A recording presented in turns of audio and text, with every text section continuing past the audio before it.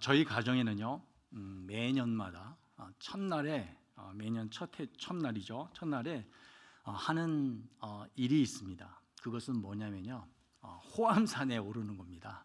올해도 여김없이 성구영신 예배를 드리고요. 아침에 일어나서 아침을 먹고 간식을 챙겨서 호암산을 향했습니다. 호암산을 올라가는데 날씨가 좀 괜찮더라고요. 날씨가 조금 그렇게 춥진 않고 오를만 해가지고 이제 애들과 같이 오르는데, 이게 날씨가 조금 포근하다 보니까 이 흙이, 얼려 있는 흙이 이렇게 이제 녹아가면서 질퍽질퍽한 곳이 몇 군데 있었습니다. 그래도 오르는 데는 별로 지장이 없을 것 같아서 그냥 올랐습니다. 그런데 도중에 제가 오르다가 그 질퍽한 그 흙에다가 미끄러져 가지고 꽈당 하고 넘어진 거예요. 아이들이 깜짝 놀랐습니다. 저도 깜짝 놀랐습니다. 그렇게 넘어진 적은 없거든요. 그러면서 애들이 하는 말이, 아빠, 이거 좋지 않아요. 이게 불입니다. 우리 내려가야겠습니다 라고 이제 이야기를 하는 거예요. 아마도 아이들은 이 핑계를 통해서 아마 이 집에 내려갈 수 있겠다라는 그런 희망을 가졌는가 봅니다. 저도 처음에는 그런 생각했습니다. 이렇게 내려가야 되나 이렇게 생각을 했어요, 처음에는. 근데 이렇게 새해 첫날이지 않습니까? 새해 첫날 이런 어려움이 있다고 포기한다면 이거 2024년 이거 아이들에게 좋은 본이 안 된다 이런 생각을 했습니다. 그래서 애들하고 이야기하기를, 그러면 좀 더 올라가 보자. 올라가 보다가 도저히 올라갈 수 없을 때 그때 그러면 내려가자 이렇게 이야기를 했고, 아이들도 동의해서 계속 올라갔습니다. 그런데 다행스럽게 더 올라가면 갈수록 질퍽한 곳은 없었어요. 그리고 또 한 번 저희들이 넘어졌기 때문에 더 주의하여서 이제 한우물까지 올라가서 그곳에서 즐겁게 시간을 보내다가 이렇게 이제 내려왔습니다. 내려올 때 저희 자녀들이 저희한테 이렇게 이야기를 하는 거예요. 아빠, 그때 포기하지 않고 올라갔던 거 참 잘한 것 같아요. 이렇게 이야기를 하더라고요. 그 얘기를 들으면서 그래, 좋다. 나도 마음이 굉장히 좋았습니다. 그리고 기도했습니다. 하나님, 2024년 사실 우리 가정에 혹은 개인에 어떤 일이 일어날지는 모르겠지만 어떠한 어려움이 일어나도 오늘처럼 잘 이겨내서 극복하는 그런 가정이 되게 해 주십시오라고 기도를 하면서 이렇게 내려왔는데요. 종종 이 산을 오르는 것을요, 우리는 인생에 비유하곤 합니다. 우리 모두는 2024이라는 산을 지금 막 올랐습니다. 이제 오르고 있는 중인데요. 그런데 이 산에서 어떤 일이 벌어질지는 아무도 모릅니다. 오르긴 올랐는데 아무도 모르죠. 저와 같이 오르다가 꽈당 이게 넘어질 수도 있고요. 혹은 오르다가 그 산의 경치를 보면서 행복해 할 수도 있습니다. 과연 여러분들은 2024년 이 산을 오르면서 어떠한 기대감을 가지고 있습니까? 오늘 말씀을 통해서 2024년 이 산행을 잘 준비하는 시간이 되기를 바랍니다. 오늘 말씀은요, 우리가 너무나도 잘 아는 말씀이에요. 씨 뿌리는 비유라고 얘기하기도 하고요. 오늘 말씀에 나와 있는 것처럼 4가지 땅에 떨어진 씨 비유라고 합니다. 여기서 비유라는 것은요, 어떠한 사실을 이야기하는 게 아니에요. 그 사실이 잘 이해될 수 있도록 익숙한 것을 빗대어 설명하는 것, 그것을 비유라고 합니다. 여기에서는요, 하나님의 나라의 비밀을 설명하는데 예수님께서 무엇을 빗대어 설명하고 있느냐? 씨 뿌림을 빗대어 설명하고 있습니다. 아마 그 당시 청중들은 이 씨 뿌리는 것에 모두 다 알고 있었기 때문에 예수님의 말씀, 이 비유를 충분히 이해했을 것입니다. 그리고 여기에는 이제 네 가지 땅이 나오죠. 하나는 길가가 나오고요, 돌밭, 가시떨기, 좋은 땅이 나옵니다. 그리고 씨는 여기서 무엇을 의미하느냐? 뒤쪽에 보면 알겠지만 하나님의 말씀을 이야기하고 있습니다. 따라서 아까도 말씀드렸지만 처음에는 씨 뿌리는 비유, 하나님의 나라 비밀 이런 것들이 좀 어려울 수는 있겠지만 이 이야기를 듣는, 비유를 듣는 청중들에게는 그리 어려운 이야기는 아니었다라고 우리가 생각할 수 있습니다. 본문에 보니요, 네 땅 중에 좋은 땅, 열매를 많이 맺는 땅은 어떤 땅이냐? 오늘 본문에 나온 땅은 뭐냐? 바로 좋은 땅입니다. 좋은 땅. 사실 이것을 모르는 농부는 없습니다. 그래서 농부는 되도록이면 좋은 땅을 소유하기 위해서 힘쓰죠. 그리고 좋은 땅이 없을지라도 만약에 씨를 뿌리려면 길가나 혹은 가시떨기나 혹은 돌짝밭 이런 데 뿌리기보다는 되도록이면 좋은 땅과 비슷한 곳에 씨를 뿌리는 것이 아마 그들의 생리인지도 모르겠습니다. 여튼간에 이 이야기는 아마 그 모든 청중들이 다 이해할 수 있는 부분이었다라는 것을 우리가 충분히 이해할 수 있고, 그리고 농부들은 그 당시 좋은 땅을 차지하려고 노력했다는 것 또한 알 수가 있습니다. 그렇다면 여기서 제가 질문을 하나 하겠습니다. 여러분들은 과연 여기에서 소개되어 있는 땅, 아까도 말씀드렸죠, 길가, 돌밭, 가시떨기, 좋은 땅 중에 어느 곳에 해당되는 것 같습니까? 한번 생각해 보십시오. 과연 나는 어느 곳에 해당될까? 만약에 여러분들이 길가라면요, 하나님의 말씀이 여러분한테 떨어지는데 들어가기도 전에 사탄이 그것을 낚아챈다라고 그렇게 이야기를 하고 있고요.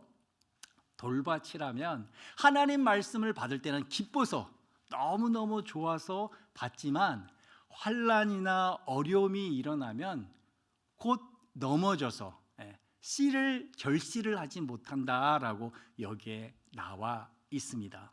그리고 가시떨기는 어떤 것을 이야기를 하고 있습니까? 세상의 유혹들 혹은 재물이라는 이 열매를 만들지 못한다라고 이야기를 하고 있지요. 좋은 땅은 여기서 보면 30배, 60배, 100배의 결실을 맺은다라고 했습니다. 한번 생각해 보십시오.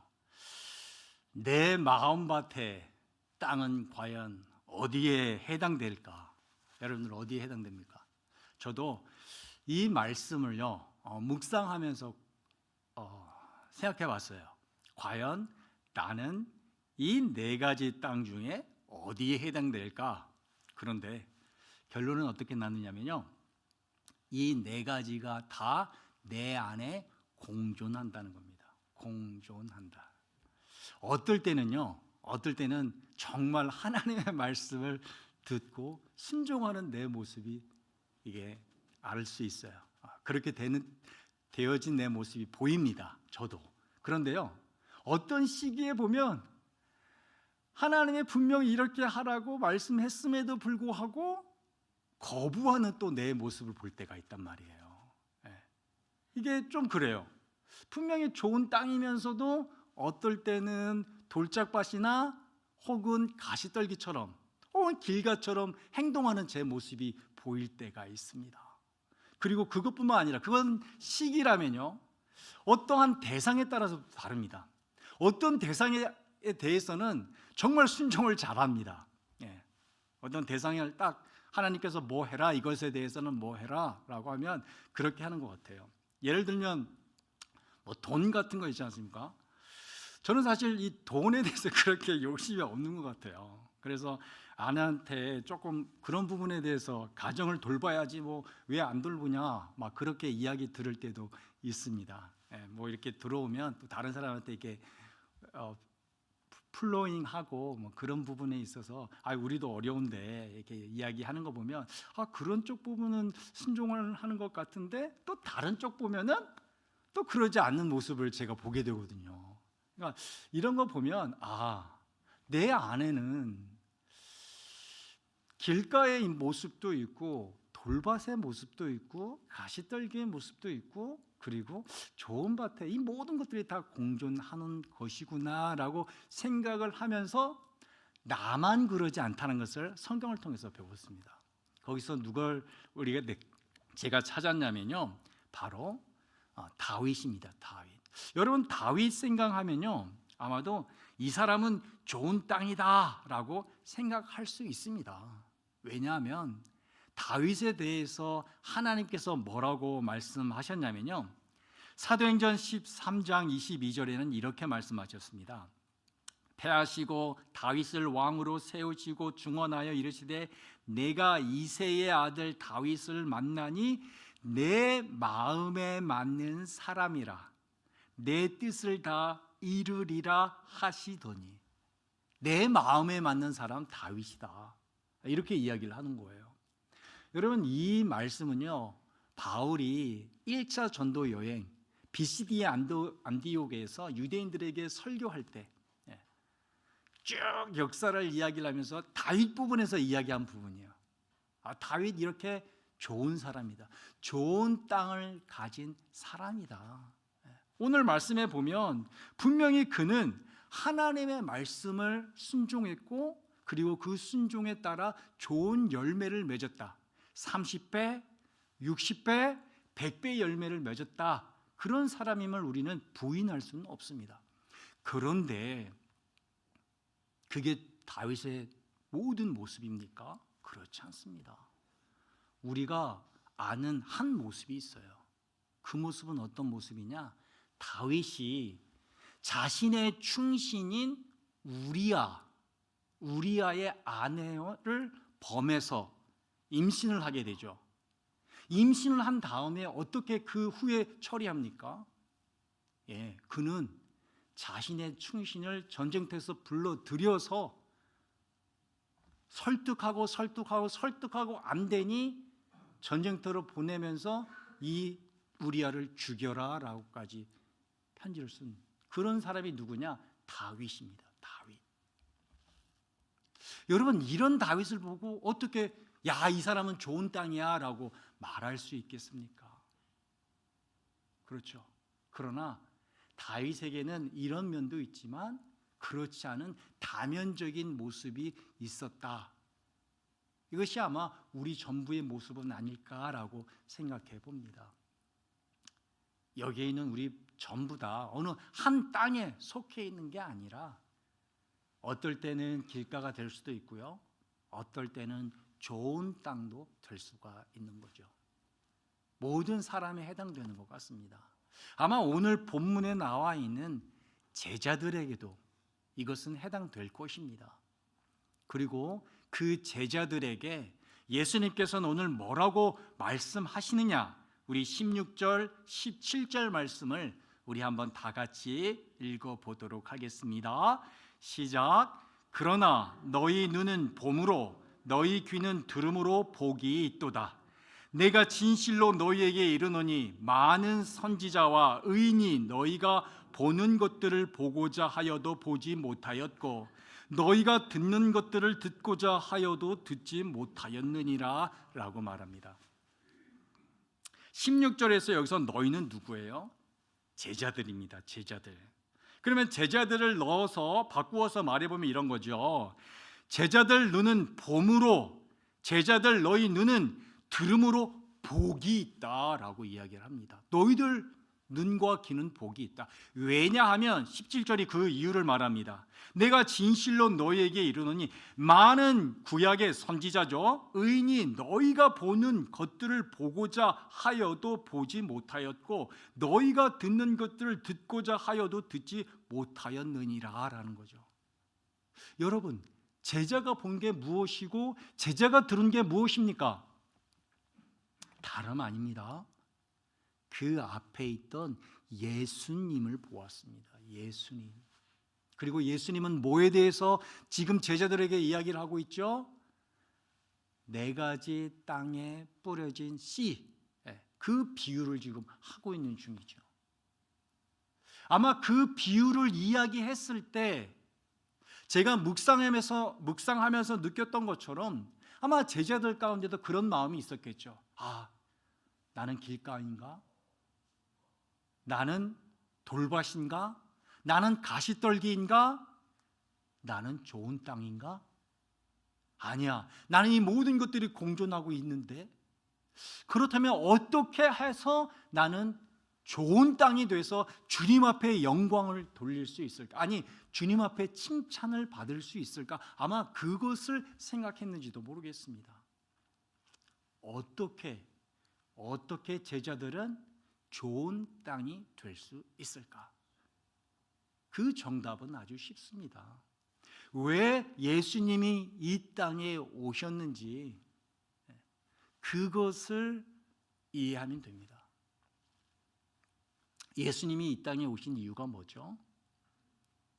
바로 우리 인생은 홀로 된 인생이 아니라 하나님과 함께 동행하며 그분이 주시는 은혜와 사랑으로 기쁨을 누리는 인생임을 알리기 위한 것입니다. 그것을 보여주기 위해 예수님이 이 땅에 오셨습니다. 옛날에요, 제가 고3 때 있었던 일입니다. 고3 때 저희 아버님은 조금 묵뚝뚝하셔요. 저희들한테는, 어머니한테는 굉장히 이야기도 많이 하시고 그런데 자녀들에게는 조금 묵뚝뚝하신 편인데요. 한날은 이제 고3이 되니까 선생님이 내일 진학 교육이 있고 대입 전형 교육이 있고 그리고 상담이 있으니까 부모님은 반드시 모셔와야 된다라고 이제 강조를 했습니다. 종례 시간에. 그래서 저는 사실 한숨이 나왔습니다. 왜냐하면 저희 집은 이렇게 아시는 분은 아시겠지만 부모님은 이제 농사를 짓고 이제 어머님은 거기에다가 해녀일도 하기 때문에 사실 굉장히 바쁜 집이거든요. 그리고 때마침 그때가 농사철이었습니다. 그러니까 부모님이 올 수 있는 가능성은 거의 0%에 가까웠습니다. 그래서 어떻습니까? 가서 이야기를 했죠.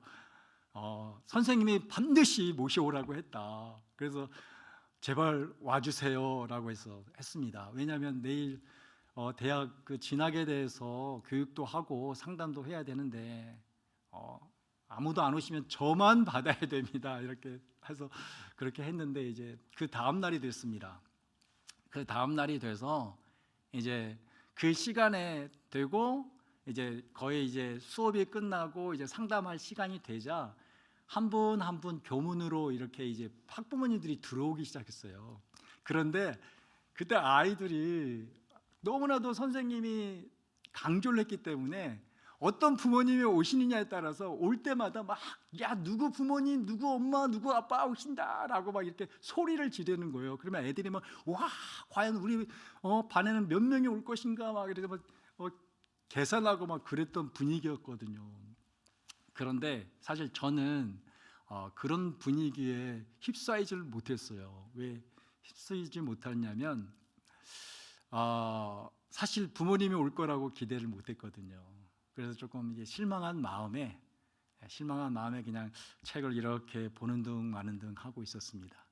그런데 바로 그때 어떤 아이가 창문을 통해서 교문을 보면서 야, 창호 아빠다 라고 이렇게 이야기를 외치는 거예요. 순간 제가 깜짝 놀랐어요. 그래서 제가 뭐? 이렇게 하면서 막 달려갔죠. 창가로 달려가서 보니까 저희 아버지가 이렇게 들어오시는 거예요. 그래서 정말 저는 고3이면 그래도 좀 지켜야 할 예의가 있는데 창피한 줄도 모르고 아버지 이렇게 불렀던 그런 기억이 있습니다. 그래서 아버지 교육 받으시고 또 아버지하고 이제 담임 선생님하고 상담을 같이 했는데요. 제가 부모님하고 이렇게 있으면서 여러 감정을 많이 느꼈지만 그때 정말 정말 우리 아빠가 나를 이렇게 생각해 주시고 이렇게 함께 해 주시고 어려운 시간이지만 그거 다 이렇게 내려놓고 자식을 위해서 이렇게까지 오셨구나라는 그런 마음이 제 어린 마음에는 들었습니다. 그래서 아버지와 함께 있는 거 너무너무 감사하고 기쁘다라는 생각을 하게 됐거든요.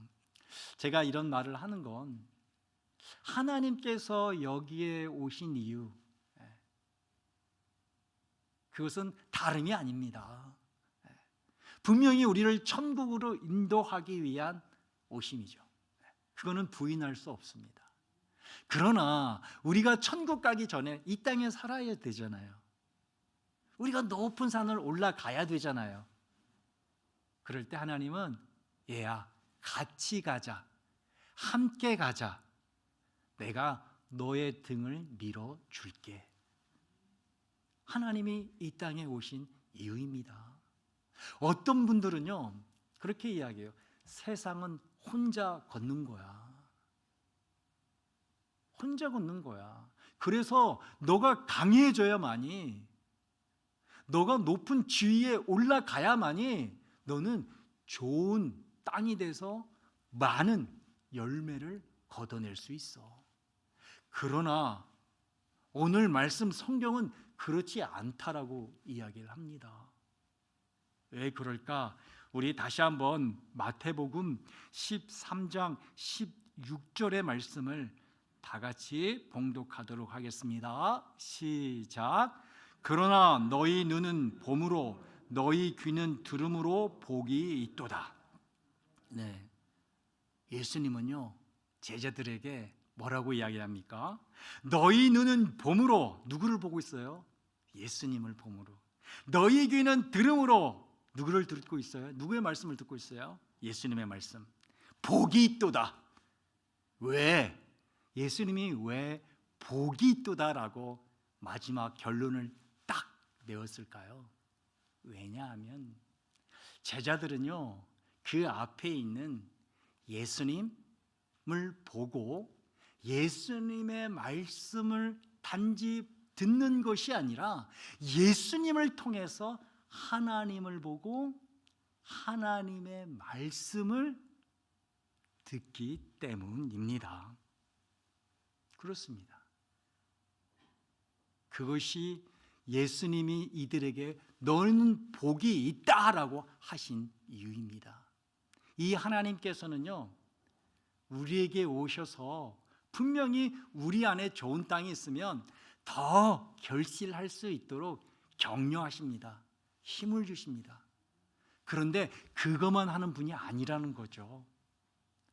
우리가 길 까고 우리가 돌짝 파시고 우리가 가시 떨길지라도 하나님은 그곳에 오셔서 우리를 새롭게 하시고 변화시키시고 열매를 맺히게 하시는 분이라는 것이죠. 그러니 어찌 제자들과 우리는 복된 자가 아니겠습니까? 따라서 우리는요 우리가 어디에 속해 있는가, 돌짝밭인가, 길간가, 가시떨기인가, 혹은 좋은 밭, 어디에 속해 있고 어디에 해당하지에 대해서 그것에 따라 행동하는 것이 아니라 우리에게 찾아오신 그 하나님을 의지해야 합니다.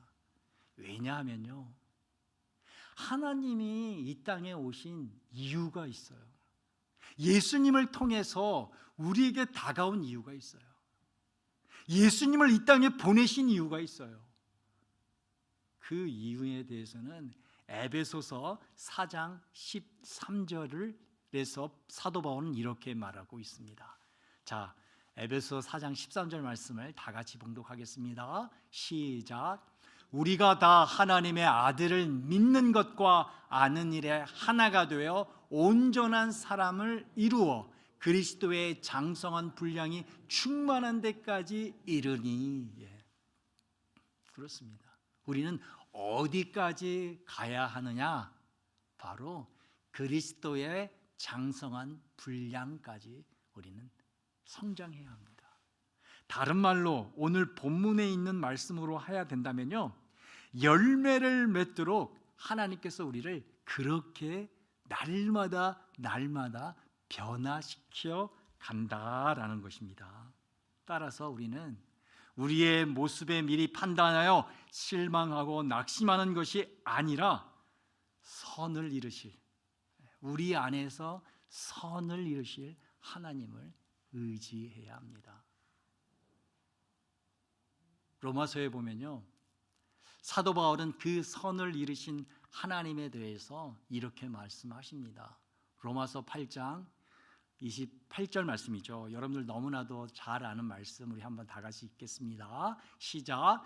우리가 알거니와 하나님을 사랑하는 자 곧 그의 뜻대로 부르심을 입은 자들에게는 모든 것이 합력하여 선을 이루느니라. 아멘. 모든 것 뭐예요? 오늘 본문에 보면 우리의 자랑거리도 될 수 있죠. 그러나 우리의 연약함도 될 수 있습니다. 우리가 길가처럼 하나님의 말씀을 받아야 되는데 사탄이 와서 먼저 가져가 버려요. 우리가 하나님의 말씀이 너무너무 기쁘고 즐거운데 뿌리가 없다 보니까 환난이나 어려움이나 닥치게 되면 우리가 거기에 넘어지게 되는 거예요. 그냥 결실을 못하는 거예요. 가시떨기라는 게 뭡니까? 우리는 정말 초연하고 싶습니다. 세상에 대해서 우리는 항상 말씀대로 살고 싶습니다. 세상이 아니라 말씀대로 살고 싶어요. 그러나 세상의 유혹이 우리를 휘어잡습니다. 그럴 때마다 우리는 어떻게 되죠? 그 가시에 찔리죠. 찔리면 어떻게 됩니까? 우리 말씀이 여물어야 되는데 여물질 못하는 거죠. 그런 우리의 모습, 거기에 하나님이 오셨다라는 것을 우리는 꼭 기억해야 합니다. 그리고는 무엇을 이루어가느냐? 선을 이루어간다라는 거죠. 모두가 다 좋은 땅이 되어 많은 열매, 30배, 60배, 100배의 열매를 맺도록 하나님께서 이끌어 가신다라고 오늘 성경은 우리에게 말해주고 있습니다. 그러니 이 하나님을, 예수님을 통해 만난 이 제자들은 어찌 복이 있지 않을 수 있겠습니까? 제자들에게만 복이 있습니까? 아닙니다. 여기에 있는 우리도 동일합니다. 왜죠? 우리도 예수님을 그리스도, 우리 주님으로 우리도 믿기 때문입니다. 여러분은 믿습니까? 예, 그래요. 그게 중요합니다. 그게 너무너무 중요합니다. 우리 주님은 우리를 위해 십자가 달리심으로써 하나님을 우리에게 소개시켜줬고 그 하나님을 통해 인생을 살아갈 수 있는, 산을 넘을 수 있는 큰 길을 우리에게 보여주었습니다. 말씀을 맺도록 하겠습니다. 아까 서두에 저는 호암산에 오르면서 꽈당하고 넘어진 이야기를 여러분에게 해드렸습니다. 그런데 그 꽈당하고 넘어진 일이에요, 처음 있었던 일입니다. 제가 자주 호암산에 오릅니다. 그런데 처음으로 그렇게 무방비 상태에서 꽈당하고 넘어진 건 처음입니다. 이처럼 우리가 24년 지금 막 산을 오르고 있죠. 그런데 이 산행에 정말 고난이나 혹은 고통이나 불행이 닥칠 거야 라고 예상해서 오르는 사람은 그렇게 없습니다. 그럼 아예 안 오르죠. 오르진 않습니다. 다 소망을 품고 올라갑니다. 그런데 압니다. 그런 일이 있을 수는 있어. 그런 일이 있을 수 있어. 만약 그런 일이 있다면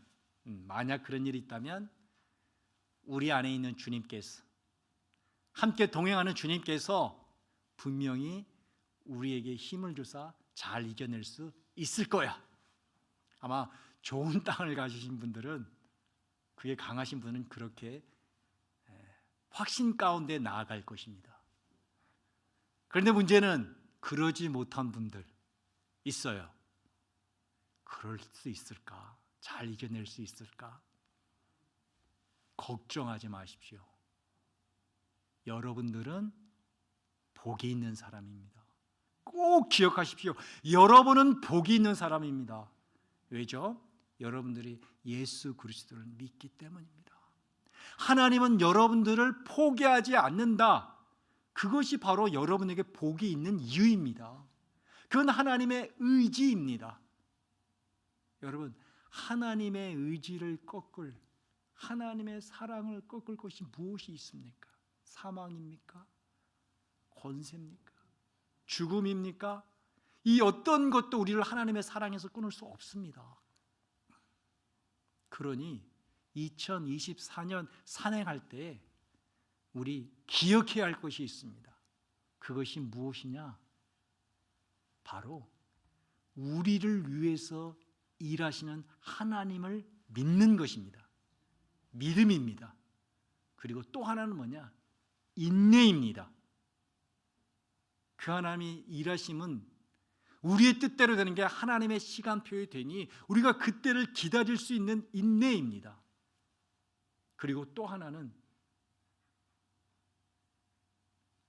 그 인내가 그냥 되는 게 아닙니다.